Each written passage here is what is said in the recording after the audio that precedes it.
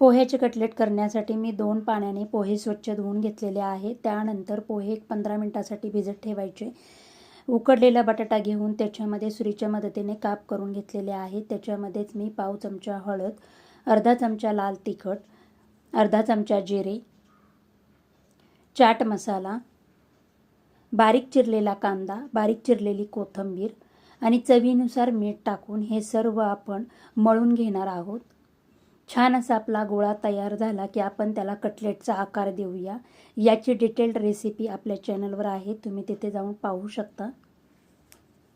तुम्हाला हवा तो आकार या कटलेटला देऊ शकता. मी त्रिकोणी आकार दिलेला आहे. आता कॉर्नफ्लॉवरचं पाणी करून त्याच्यामध्ये हे कटलेट आपण डिप करून गॅसवर कढईमध्ये तेल गरम करायला ठेवलेले आहे. त्याच्यामध्ये हे कटलेट मी सोडून घेते.